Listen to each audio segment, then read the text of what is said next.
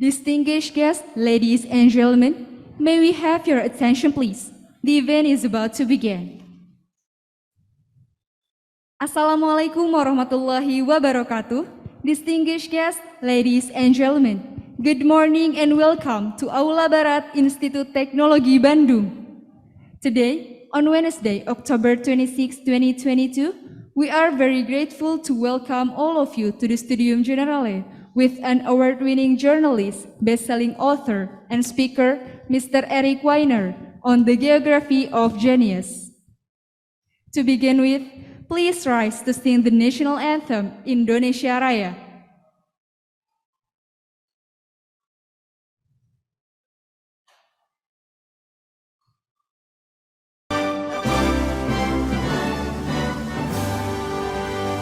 Indonesia, tanah airku, tanah tumpah darahku. Di sanalah aku berdiri, jadi panggung di bumi. Indonesia, kebangsaanku, bangsa dan tanah airku.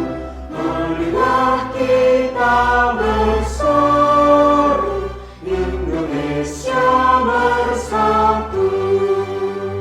Hiduplah tanahku, hiduplah negeriku, bangsaku, rakyatku semuanya.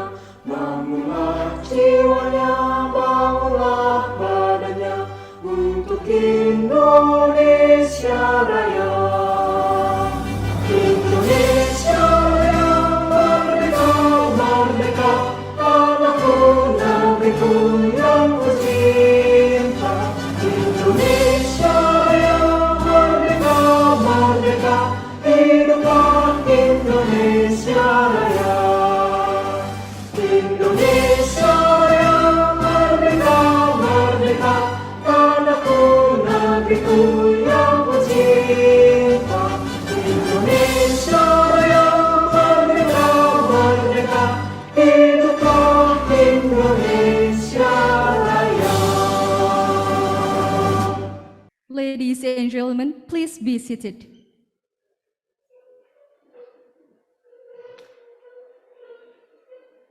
Distinguished guests, ladies and gentlemen, we will have an opening speech from the University Secretary of Institut Teknologi Bandung. Please welcome Profesor Wijaya Martokusumo.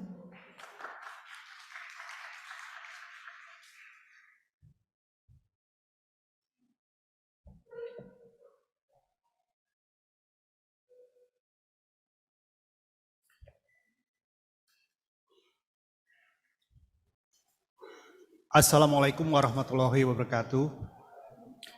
Salam sejahtera buat kita semua. Selamat pagi menjelang siang, selamat siang, dan salam sehat selalu buat kita semua. Ladies and gentlemen, distinguished guests, and students, of course. A very good morning to all of you. We meet again in this lovely building, in this lovely sessions. I hope you are all healthy and always motivated. So, I would like also to say hello to everybody who attends and probably joins by Zoom or through ITB, YouTube ITB official, which is streamed directly from Aula Barat or West Assembly Hall. On this special occasion today, we have a special guest speaker from abroad. And I would like to welcome you, Bapak Weiner, Mr. Weiner.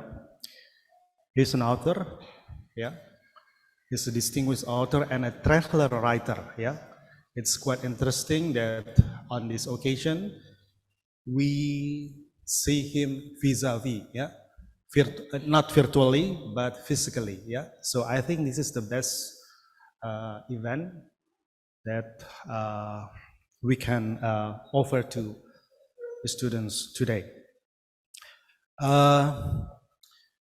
Thanks God that he managed to visit ITB, and of course we'll be sharing insight and thoughts with all of us. On behalf of ITB's rectors, I would like to once again welcome you, and we would like also to express our sincere gratitude and really appreciate that you dropped by at ITB. As usual, this lecture consists of two parts. Presentation or sharing session will be the first part, and then the next part will be continued by Q&A or discussions. But today it seems that we have a bit different, but I think it's quite interesting, and let us get surprised, yeah? And hopefully we can have a fruitful discussion, yeah? And usually we end up this lecture at 10:30 or 10:45 at most. So take it easy, Pak Eric Weiner, with your time, yeah? And I would like also on this occasion to say thank you, many thanks for the organizing committee and also our partner from Mizan, yeah, that makes this event possible. Well, I will end up my intros and by giving back the stage to the MC or the moderator on this ITB public lecture series. Thank you so much. Let's get us inspired this morning. Thank you. Ladies and gentlemen, the studium generalization is about to begin. This session will be moderated by Lucia Marliana Nurani, PhD. Ibu Lucia is an assistant professor at Literacy, Media, and Culture Research Group, Faculty of Art and Design of ITB. Please welcome Lucia Marliana Nurani, PhD.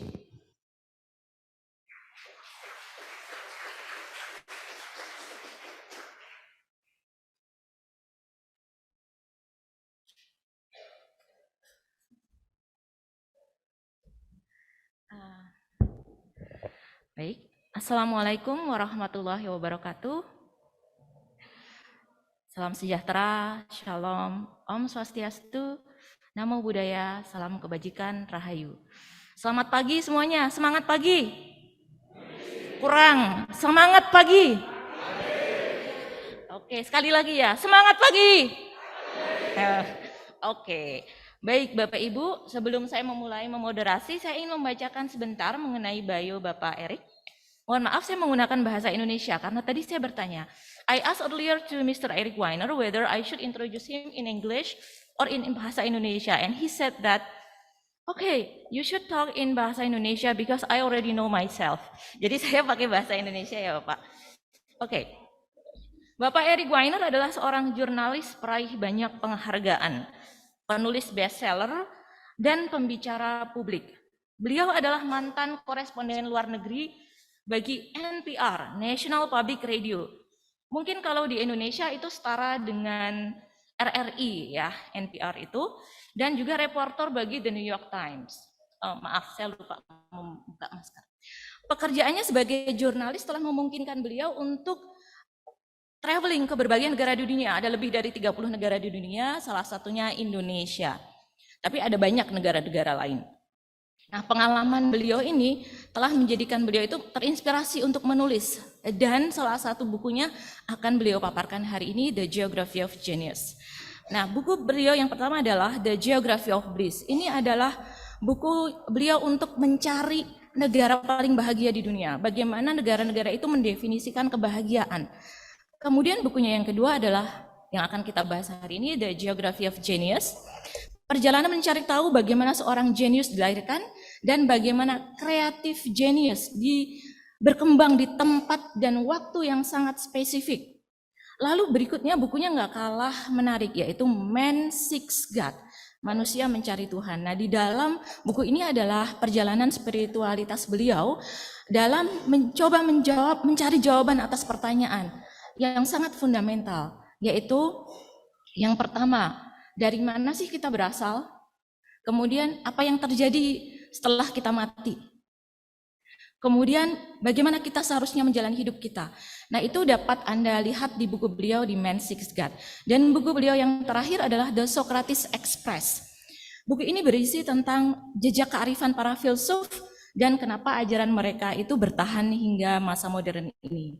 Nah, keempat bukunya ini telah memikat banyak pembaca dan saya yakin seluruh audiens yang ada di sini pun merupakan fans beliau dan telah diterjemahkan lebih dari 20 bahasa di dunia termasuk dalam bahasa Indonesia. Dan buku beliau dalam bahasa Indonesia ini diterbitkan oleh Mizan dan lebih mengejutkan lagi adalah bahwa buku beliau yang diterjemahkan dalam bahasa Indonesia ini adalah nomor 2 terlaris setelah bahasa dari Bulgaria ya, Ibu Bapak ya. Jadi pembaca di Indonesia ini banyak sekali. Jadi nomor 2 setelah di Bulgaria. Kemudian beliau adalah penerima beberapa penghargaan jurnalisme yang sangat bergengsi, termasuk Angel Award. Angel Award itu adalah penghargaan yang beliau terima karena liputan beliau mengenai Islam di Asia. Kemudian penghargaan lain adalah Borders Original Voices Award, serta bersama rekan-rekannya di National Public Radio atau NPR, beliau menerima penghargaan yang bernama The Peabody Award karena laporan investigasi mengenai tembakau, industri tembakau di Amerika Serikat. Beliau juga menjabat sebagai Knight Journalism Fellow di Stanford University.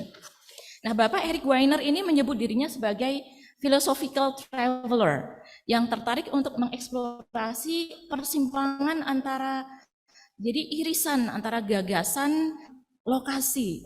Karena menurutnya aspek-aspek menakjubkan dari kehidupan itu dapat dilihat dari interaksi tersebut, baik dalam upaya kita mencari kebahagiaan, kearifan, maupun ekspresi kreativitas. Jadi itu sekilas tentang Bapak Eric, dan without further ado, I would like to invite Bapak Eric Weiner to have a conversation with us.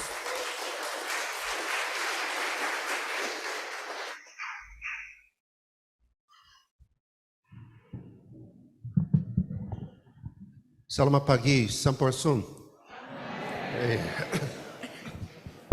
Oke, selamat pagi Pak Eric. Good morning, Sampurasun. Baik. Terima kasih.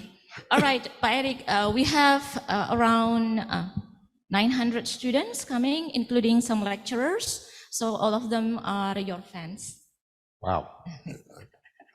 I'm touched, really touched. Thank you. Alright, is it your first time to Bandung?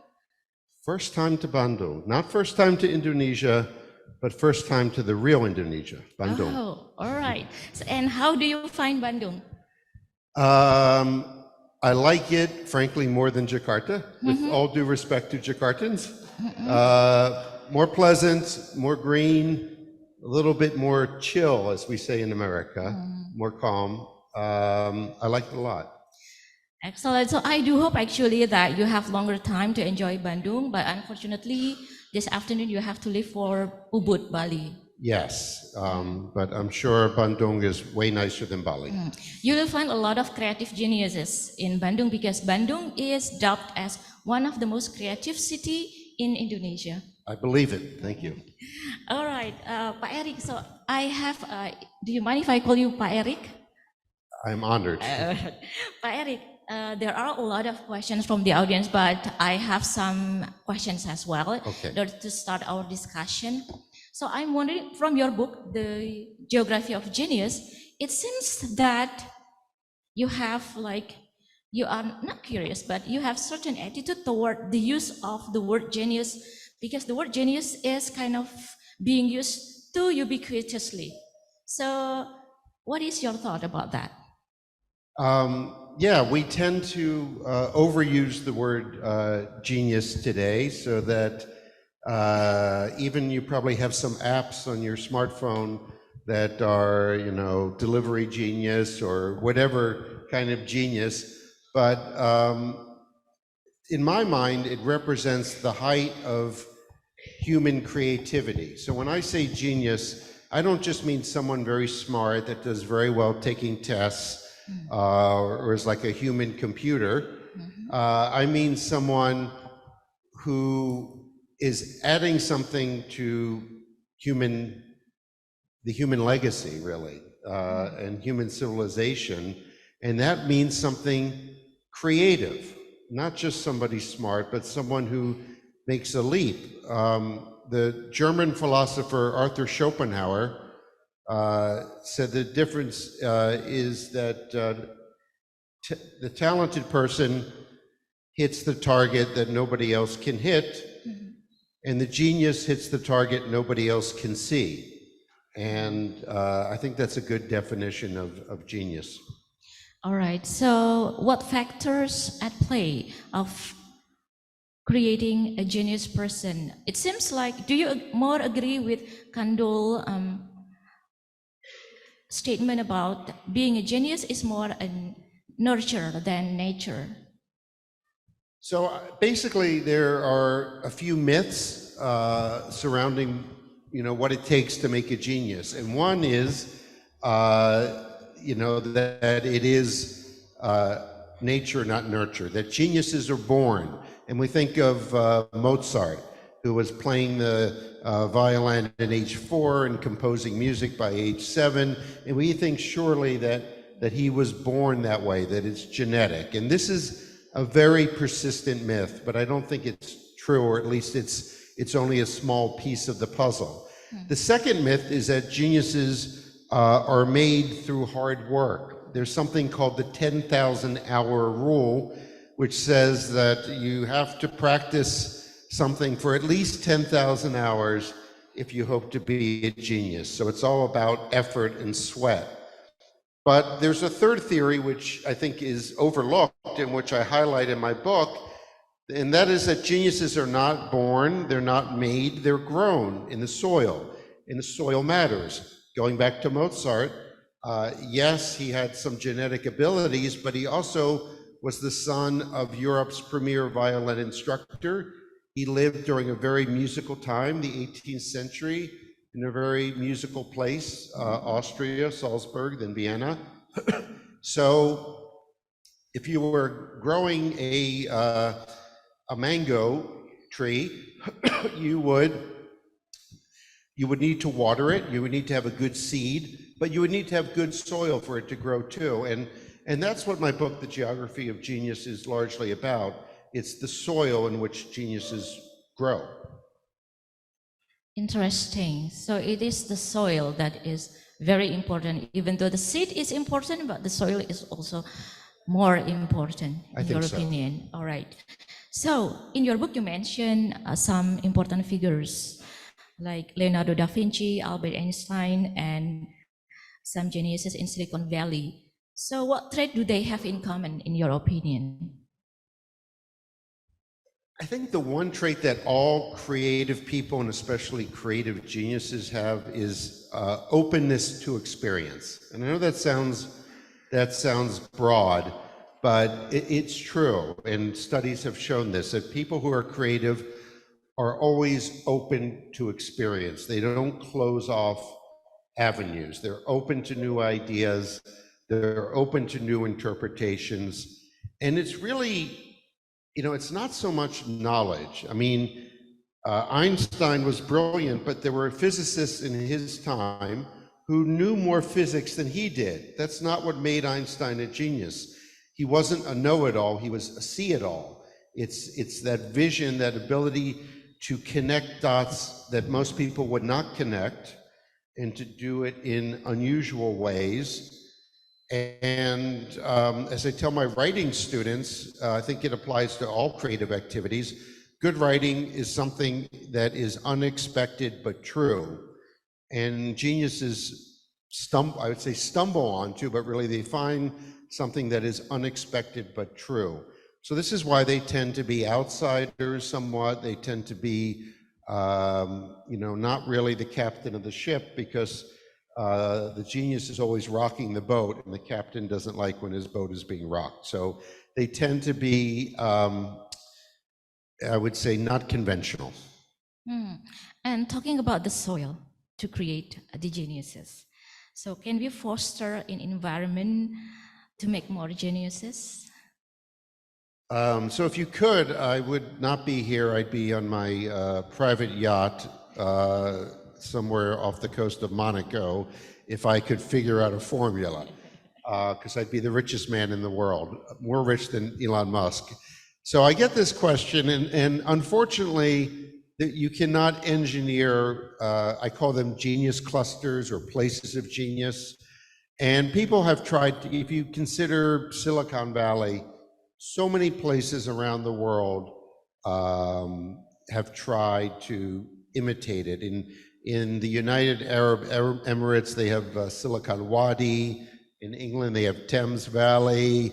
There have been so many efforts, and they have not succeeded because there's so many variables, and what you're trying to create is a culture, not a mechanism. You're not creating a genius machine or factory. It doesn't work that way. But what you can do is establish just certain principles. And just like a farmer doesn't make the trees or the crops grow, but he needs to do the work of watering the soil. And you can water the soil, and you can do things that make it more likely that you will see a genius or several geniuses grow in your soil. Okay, and you mentioned about culture. So is it the place, the culture, or the people that is the most important? Yes. All of them. Yeah, I mean, it's hard to, when I say the geography of genius or the geography of bliss, I'm not talking about the rocks or the weather per se, although the topography and the weather matter, but they really shape culture. I mean, Sundanese culture or Indonesian culture more broadly is shaped by the climate here. There are things that you do every day, whether it's the food you eat or the language you speak or the ideas you have, that are the result of this particular climate, this particular topography, the archipelago of islands, the history, but ultimately that feeds into something bigger that is culture, national culture, ethnic culture. And that's, I call myself a cultural appreciator, not a cultural appropriator.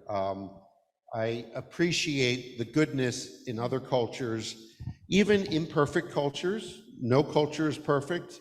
Indonesia and Java has its problems like any other place, but I try to pull out the good parts and focus on those. Okay. And interesting, Papa, because you also mentioned about your first book, The Geography of Bliss, and then the next one, The Geography of Genius. So is there any connection between the first and the second book? Is happiness is the foundation to create geniuses? A little bit of the opposite. Unhappiness is the foundation. If there is a heaven, I don't know if there are any geniuses there. If there's a paradise, I don't know if there are geniuses there, because I'll say creativity. Creativity is, I think, a resourceful response to constraints. So the idea that you just need to give people everything, lots of money, lots of materials to create, is wrong. In fact, creativity is you only have a certain amount of time, a certain amount of material, and then you have to creatively, resourcefully create with what you have. And the thing about paradise or a land of just happy people is they're not driven, in a way, unhappiness, or I would say discontentment, is what drives us to create. So there is, if you know what a Venn diagram is, have these circles. If you had creative genius here and happiness here, there would be some overlap. Not a lot, but there's some. And I'll tell you one interesting story. When I was in Iceland researching the geography of bliss, I met a musician, a wonderful musician, a composer of very beautiful, very sad and beautiful music, and his name is Hilmar, He's done film scores for Hollywood and very successful and very soulful. And I said, well, Hilmar, you know, you're very successful, but, you know, you seem happy when I meet you, but your music is so sad. It's like, I'm confused, what's going on? And he thought about it for a moment and he said, well, overall, I am happy, but I cherish my melancholia. I cherish my sadness. So I don't think you have to be a suffering artist and a miserable artist, but I do think all artists, and by artists I mean creative geniuses also, have to be in touch with their sadness, that it's something they actually cherish. And I think if you asked an Einstein or a Da Vinci or anybody like that, or any creative person, if they would want to eliminate all sadness from their life, I think they'd probably say no, myself included. Not that I'm a genius, but yes. So we have to embrace misery. Embrace it or transform it. I think the job of the artist is to transform suffering. And a similar transformative process takes place with the creative genius. And, you know, I mean, Einstein was unhappy in many ways. He was a C student in university. So for all you C students out there, you could be the next Einstein, but you should still study. Yeah, I mean, there's an interesting, I know I'm at a university, but there's a strange relationship between education and genius. A few geniuses were straight A students, but many, like Einstein, were not very good students. Leonardo da Vinci spoke quite poor Latin, which was the language of the intelligentsia at the time. I think partly that's because universities tend to be somewhat conformist, and again, the creative genius is pushing against that. And a good university will make space, and I'm sure this is a very good university, will make space for people who are pushing against the status quo and make room for them. The bad ones crush them. You know, in Japan they have an expression, the nail that sticks out gets hammered down. Hopefully universities would honor the nails that are sticking out and cultivate their unusualness. Could you share to us your experience when you were a student and how those experiences lead you to be where you are right now? I was not a very good student. I was more like Einstein in that way. Yeah, I wish, they say that college, university is wasted on the young, and I do think that's true. Only, you know, later in life did I really develop my interest in the intellectual life. I mean, I always had some interest, but I was interested in women, interested in other things, and but you know, later in my 20s, I really developed this interest, and I had the chance to study at Stanford for a year, but as a mid-career journalist. So if I was your age and in your place and in this wonderful university, I would be like, man, 10 years from now, 20 years from now, you're going to miss this chance to really like immerse yourself in the brain spa that you're in right now. So we can talk more about how I eventually got to what I'm doing now, but I was a journalist because, you know, I wanted to see the world. I wanted to be a foreign correspondent, and I became one. And I lived in India, in Jerusalem, in Tokyo. When I lived in Tokyo, I would travel to Jakarta fairly often. But I saw Indonesia through the eyes of a journalist, and it was covering the politics of President B.J. Habibie or Megawati, and the scandals and the trouble they were in, or the poor economy in Indonesia. It was all very negative because that's what journalists do. We focus on the problems in the world, and that's an important role. But I woke up one morning and I was like, man, what am I doing? I'm an unhappy person, traveling to the least happy places, finding the least happy people and writing about them. So I thought, well, what if I were to travel the world looking for the happiest people and the happiest places. What lessons would they have for everyone and for myself? And I went to my editor at NPR, National Public Radio, and said, I want to, stop covering wars and everything, and I just want to be the happy correspondent and write about happy places. And he gave me a funny look and said, no, that's not what we do. And so that's when I decided to take a year off, write the book, The Geography of Bliss, and I haven't looked back since. All right, that's why you mentioned, when I asked you earlier that whether you missed your time in NPR, and you definitely said no. Yeah, and it's taken me a few years to get to that no. Like if you asked me 8 years ago, I'd be like, well, yeah, I missed like being on the radio, and friends would hear me on the radio, and there was a little bit of that, nice celebrity status. But now I realize the NPR job was almost the perfect job for me, writing these books, coming to places like Indonesia as an author, not as a journalist. This is the perfect job for me. All right. So you've been to so many places, and some of these places probably are more creative than the others. In your opinion, why these places have more creative people? Good question. I think it comes. Usually I don't like books that sum everything up in like the 3 lessons, but I felt compelled at the end of my book to say, okay, if I were to sum it up in 3 lessons, it's what I call the 3 Ds: diversity, discernment, and disorder. And there's a bonus 4th D, which I'll tell you, but diversity is all these places throughout history and still today that are creative hubs, genius clusters, as I call them, have diversity. Now, by diversity, I don't mean necessarily ethnic diversity. You can have ethnic diversity but not have any intellectual diversity. You can have people who look different but all think the same. That's not real diversity. Real diversity is where you have a lot of competing ideas in the marketplace of ideas, and you have a degree of tolerance for those ideas. Silicon Valley does allow new crazy ideas, flying cars, Elon Musk people to air their ideas. But then you also need discernment.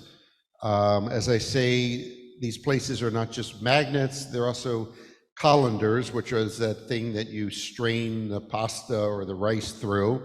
And these places are good at separating good ideas from bad ideas. They have genius hunters in a way. So in Florence in the 15th century, it was the Medici family, which would bet on, oh, this young guy named Michelangelo, he's got talent, let's support him. That other guy's not so good, but we'll go with Michelangelo. And in Silicon Valley today, you have the angel investors, the venture capitalists, whose job it is to support people who have the potential to separate good ideas from bad ideas, because not all ideas are equally good. The third is disorder or chaos, and you actually need some of that. And I know people think chaos is bad, you should avoid chaos, but in fact, chaos is necessary. To go from the old order to the new order, you have to pass through a chaotic time. I don't know how many people have neat desks or messy desks, but their studies show that people with messy desks tend to score higher in creative thinking because there's some disorder in their life. You don't want to have so much disorder where you can't find that great idea you just wrote down on your piece of paper on your desk.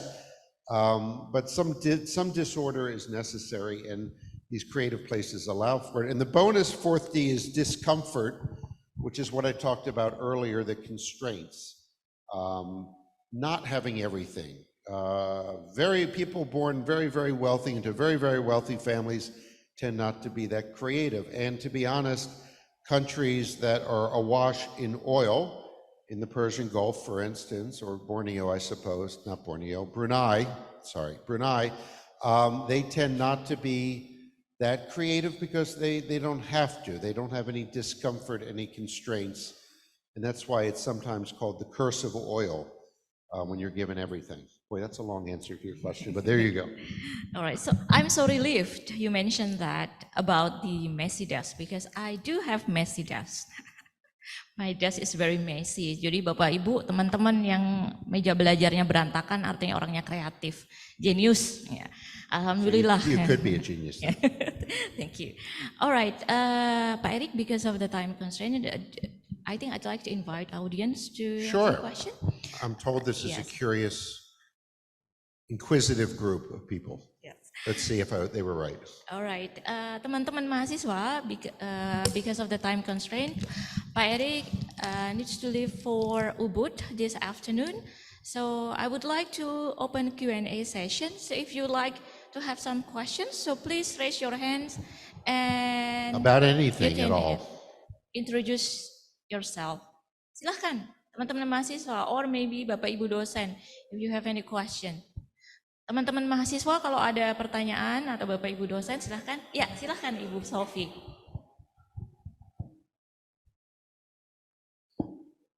Yeah, thank you, Bu Lucia. Thank you, Pak Erik. So, more philosophical question is already addressed by Bu Lucia.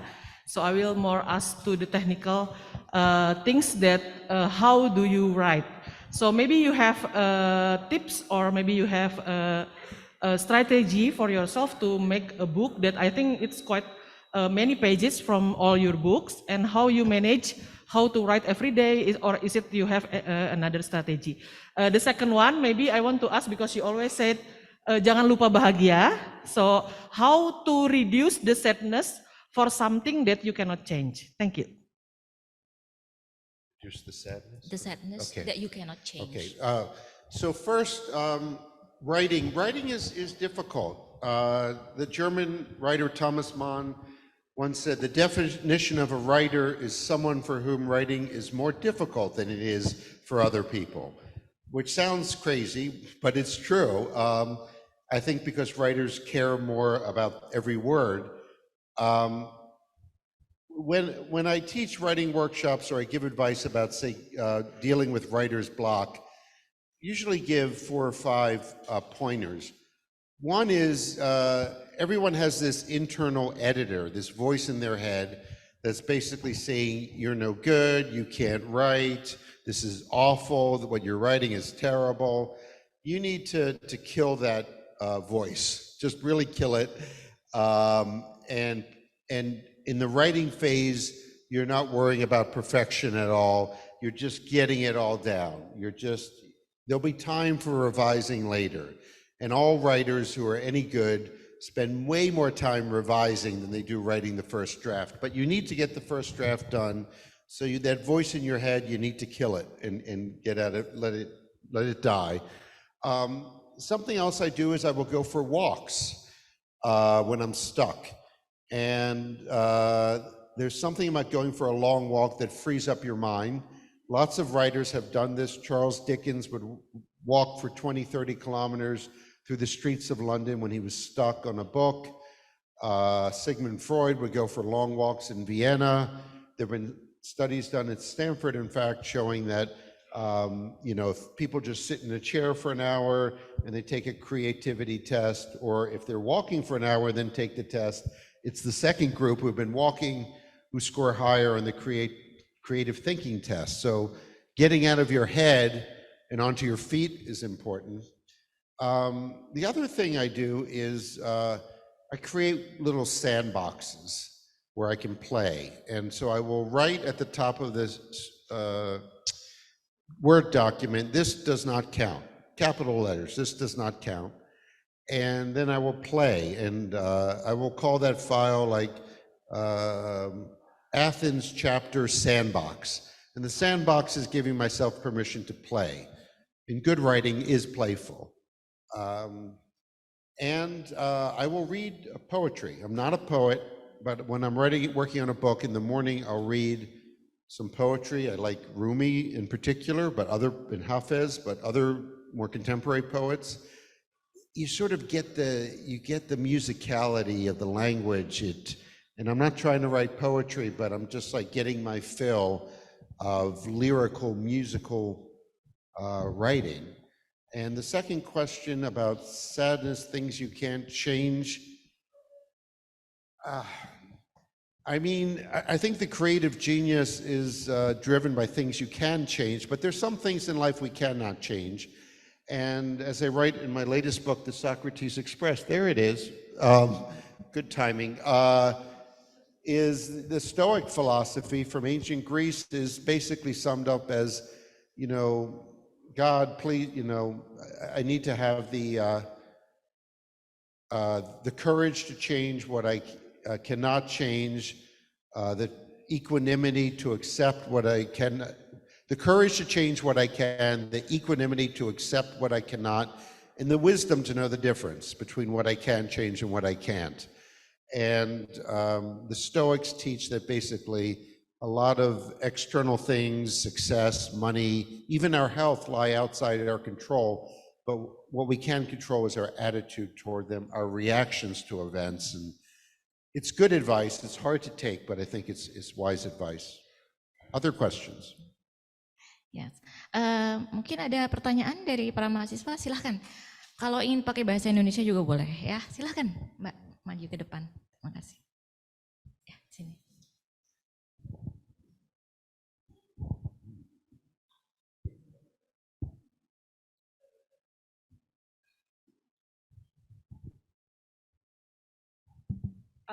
Halo, Hello. perkenalkan saya Fatimah Ahmad Rosidah from Aerospace Engineering, and I have a simple and short question for you, but I'm so curious about that. In your opinion, what Indonesian crazy ideas have you found when you visit here? Could you repeat that? Tadi agak menggema. Oh, okay. In your opinion, what Indonesian crazy ideas have you found when you visit Indonesia? The crazy idea. It's about crazy ideas. Oh, when you visit Indonesia, did you find any crazy idea? Thank you. Well, the food's so spicy that your mouth is on fire. That's pretty crazy. That's crazy. The traffic in Jakarta is crazy. The sense of humor, which I had not really noticed that much on previous trips because I was being a serious journalist, but I detect this time, and I can see that there really is a sense of humor.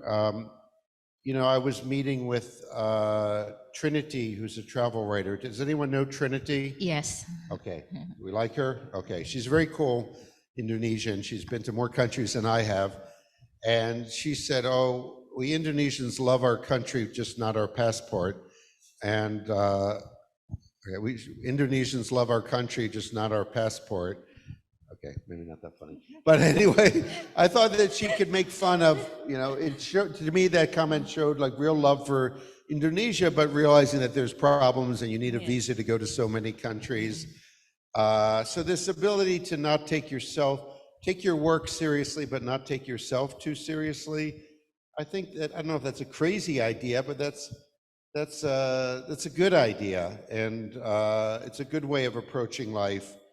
And I think in such a big country, 270 million people, 17,000 islands, 200 languages at least, you have to have a sense of humor to get through the day and get through life.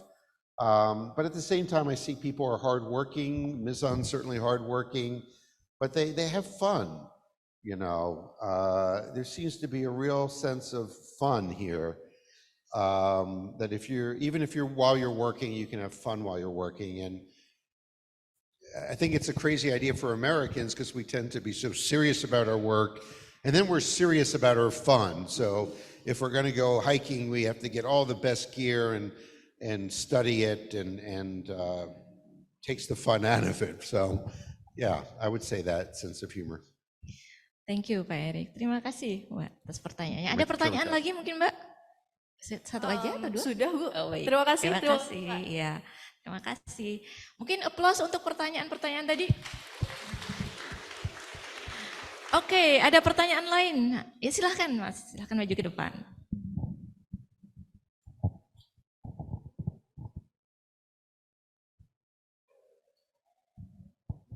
Hello, my name is Hiskia Shoniper. I would like to ask a question. Mungkin pindah ke sini biar kelihatan I Pak can't Erik. see you. And my question is, because you're an American, yeah, and what is your suggestion to our government, or what the things that you want to bring to Indonesia in order to create more creativity in here as a developing countries? Namanya siapa tadi? Hiskia, Dari fakultas apa? MIPA. Okay. He is student from natural sciences, Yeah, and good question. yeah, his question is: you come from developed country, from United States. So, do you have any suggestion for us, for Indonesian government, probably how to foster creativity in Indonesia? Yeah, I don't think it's a matter of developed or developing countries. Developing countries can be quite creative, and developed countries like mine can be not very creative. So, little distinction there. But you're already doing some things. You have a minister with an unusual title, Minister of Tourism and Creative Economies, Sandy Uno, who I had the pleasure of meeting. And he told me that there are different sectors that he's working on nourishing, 17 different sectors, I believe, including writing. And I think that's a good start. And Sandy Uno comes from the private sector, and it's helpful to have people from the private sector and government and not just bureaucrats. But I don't think governments can really create a creative ecosystem. That really has to come from the ground up. They can get out of the way, they can plant some seeds, but and this is why, governments will come to Silicon Valley, like ministers from Singapore, and say, oh, we need to maybe have a ministry of creative genius or a ministry of innovation. But there's a contradiction there, that ministries and bureaucrats tend not to be very creative. So it has to come from the people and from the ground up, and hopefully the government nourishes without interfering in the creative energy that I see in Indonesia. Thank you. Thank you. Ada lagi pertanyaan? Silahkan. Yes, I have One another more. question. Probably it has a little something to do with government, but sometimes, if I'm not mistaken, our government limits us to create our creativities, such as, if I'm not mistaken, there is a cases where one of the Indonesian create the car or whatever things that's probably really creative, but the government probably doesn't support us to bring it to our country. Well, that's a case where the government is not nourishing, not helping, and they're getting in the way. I mean, governments they don't create the ideas, but they can facilitate them, they can bring them to the rest of the world. And you see places like Dubai and Abu Dhabi trying to do that, trying to serve the role as like, midwife to try to give birth to these ideas. Thank you. Ya, masih ada lagi, silahkan. Mumpung ketemu Pak Erik. Nothing. Thank you. Alright, thank you. Terima kasih Mas. Mari kita kasih tepuk tangan untuk teman kita dari FMIPA. Ayo dari fakultas lain, ada pertanyaan enggak? Silahkan, iya silahkan maju Mbak.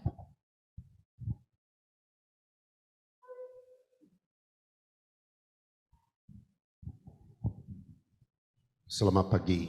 Selamat pagi. All right, so let me introduce slightly about myself. My name is Shamarel. I'm from clinical pharmacy. I would just like to ask that you mentioned before, so first you started as a journalist that wrote about the sad things, the disorders that happen in countries that you visited, but then you have a turning point in which that you started to write more about the happy things. But then you also write in the 3 ingredients, the 3 Ds that you've mentioned in the last part of your speech, that disorders could also lead to geniuses, right? So maybe I would just like to ask, when did you start to realize that those disorders could create something genius? How you can find the beauty in the mystery, and maybe give a more elaboration about that disorder part. Also, more examples, if you don't mind. Thank you. I think Thank I you. understand about disorder and Yes. When did you start to realize, or when did you have this epiphany that Yeah. disorder lead to geniuses? so I looked, I looked at these historic places like ancient Athens and Florence and Hangzhou, China, Calcutta, places at different times have been these genius clusters, and I discovered that they were not like these very organized places.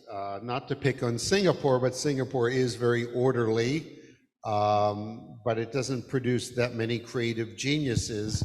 And I realized that there was a messiness and disorder in these places, and that it sort of made sense from a physics point of view also, that, and if you had a container and you have molecules bouncing around inside, the more times the molecules were bouncing up against another molecule, that's known as an interaction opportunity, the more they might actually form new compounds. And this is why most creative places are cities. They're not countryside, rural areas, is because you have these more interaction opportunities. You have people bouncing ideas off of each other, and that is by its nature chaotic. And then I did start to study chaos theory in physics for a while, as much as I could understand it, and it seemed to back up the idea that you have new orders emerging from chaotic systems. And I do always find it interesting when you can take a phenomenon from the world of hard science, of physics or chemistry, and then apply it to social lives. Like when we say that an idea goes viral, which is a common expression, that's taking a notion from an idea from the world of epidemiology for medicine and virology, and saying, well, the idea went viral. And in fact, what happens with ideas or your Instagram post when it goes viral is very similar to the coronavirus, that spreads exponentially. And I think there was a second part to her question, or? The first and the second, they are actually interconnected. It's about Yeah, okay. disorder. Yeah, so it doesn't mean you want to always have total chaos. It's a transitional state, I think. But I think people who are creative can tolerate these moments of uncertainty. Other people who are very rigid, if something's out of place or something's messy, or if they don't have the answer to the question right away, they get very uncomfortable, very stressed out. But I think creative geniuses, or just creative people, can sit with uncertainty for longer and be like, okay, I don't know the answer to this question. I don't know why this is happening in the test tube, or I don't know how to finish my book, whatever you're doing, and sit with the uncertainty and say, okay, I'm okay with that. And that's hard for some people to do. Okay, masih ada lagi Mbak? Silahkan. No, I think it's all. I'm just kind of shocked that it actually could relate to physics, but yeah, thank you very much for your answer. Thank you. Terima kasih. Terima kasih. Mari tepuk tangan untuk teman kita. Okay, next question, please. Ada pertanyaan lagi, teman-teman? About anything. Ya.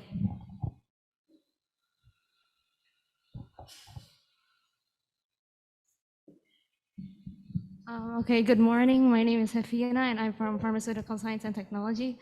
I was just wondering if you have any tips or suggestions for college students like me or everyone else here on how to become a creative genius or how to increase our creativity. Because you said earlier that in higher education, usually there are a lot of constraints.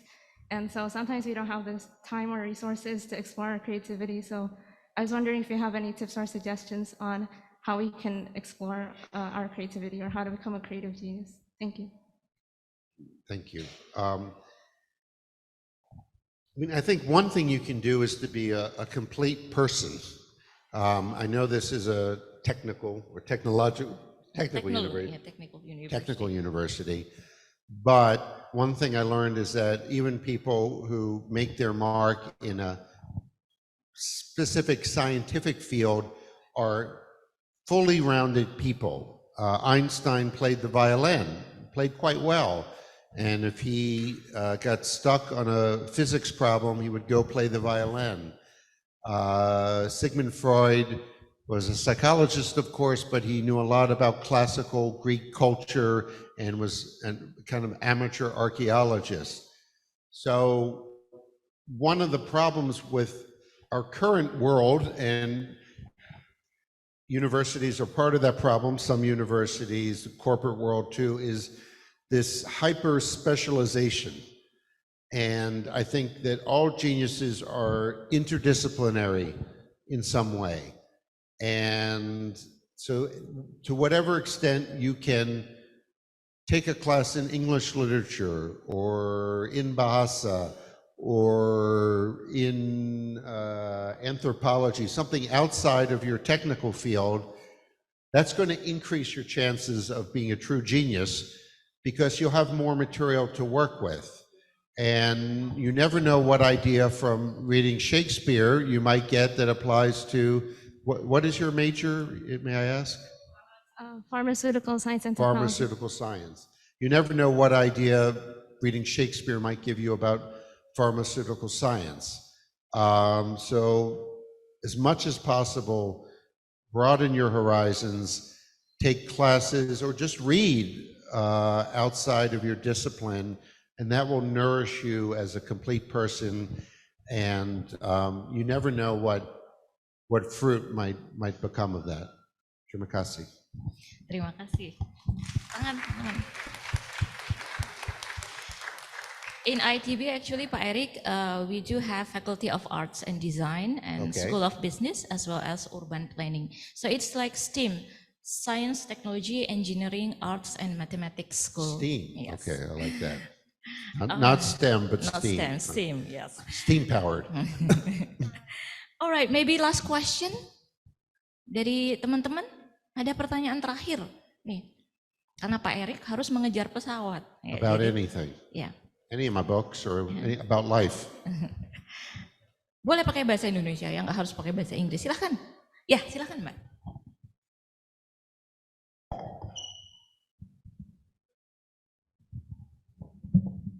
Nice to meet you. I'm Karima from biology, and I was actually curious from all of the journeys that you've had, how did all of those experiences shape you as a person now? And from that question, do you actually recommend, how much do you recommend other people to actually do traveling? Thank you. Good question. I understood it. Thank you. I mean, I think my travels have shaped who I am very much. You know, people ask me my philosophy of travel, and I like to quote the American writer Henry Miller, lived about a century ago, who said, and he was a great traveler, lived in France and other places, and he said, one's destination is never a place, but a new way of looking at things. Your destination is never a place, but a new way of looking at things, a new way of seeing. And that is the goal of all my travels. Not pleasure, not to lie on a beach. I like lying on a beach as much as anybody else. But the real advantage to travel is it changes you. And that when you come home, you are the same, but you're not the same. You see this world of possibilities. You see that life can be otherwise. And I think this is a good way to tie in the notion of travel and creative genius. The idea that life can be otherwise is what drives the creative genius and what drives the traveler. It's expanding the world of possibilities, changing how you see the world, so that when you get home to Bandung or Baltimore, Maryland, or Dusseldorf, Germany, or Tokyo, you see the world a bit differently. I won't go home being Indonesian. I'll still be me, an American, but from this trip here, I will look at things a bit differently. And once you start to do that, you don't know where it might lead. It might lead to something wonderful. Terima kasih. Terima kasih Pak Erik. So if I may conclude your... Can I say one last Yes, word? This is, if you indulge my bahasa, I just want to say, jangan lupa bahagia.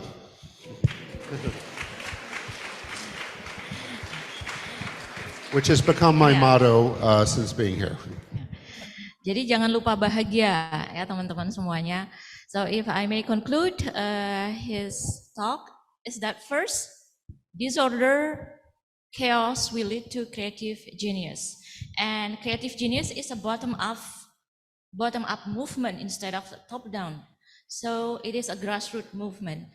And finally, you need to embrace misery, also unhappiness, because that will lead to creativity, that will lead to success. You were listening carefully. Good. A+. Thank you. A+. Thank you. And maybe last message for the students of ITB, Pak Erik, you are now at Institut Teknologi Bandung, or Bandung Institute of Technology, one of the best universities in Indonesia, and we are proud that we produce great students and graduates. In fact, the first president of Indonesia, the founding father of Indonesia, Soekarno, is an alumnus of ITB. Really? So yes. Wow. Do you have any message for our students?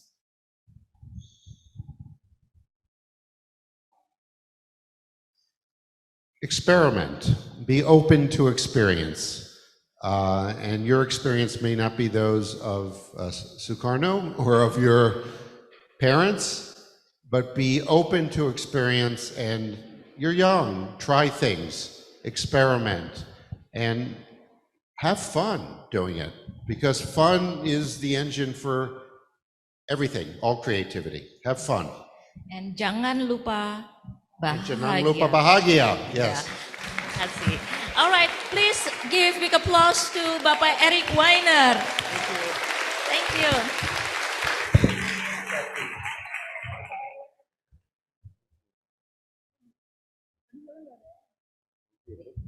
Oh yes, I will announce that. Yes. Thank you, Pak Erik. Baik teman-teman sekalian, I think that's the end of the public lecture today. Dan di akhir ini akan ada penandatanganan buku Bapak Erik. Apabila teman-teman sekalian atau Bapak Ibu membawa buku beliau ada waktu sekitar 10 menit untuk menandatangani buku beliau. Nanti akan dipandu oleh MC. Demikian mungkin dari saya. Terima kasih atas kehadirannya. Wassalamualaikum warahmatullahi wabarakatuh. Thank you. Oh sebentar, jangan pulang dulu, mau foto bersama dulu ya di tempatnya, nanti akan difoto dari depan. Now we would like to invite all of guests and participants to join the photo session.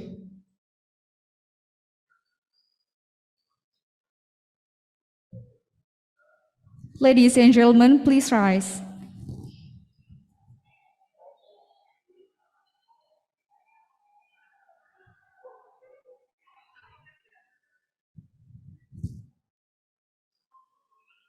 Satu, dua, tiga.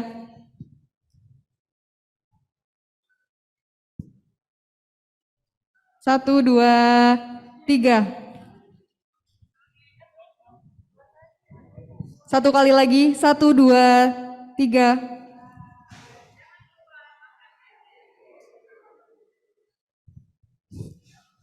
Distinguished guests, ladies and gentlemen, the event has come to an end. Thank you for your attention and participation, and have a good day. Wassalamualaikum warahmatullahi wabarakatuh.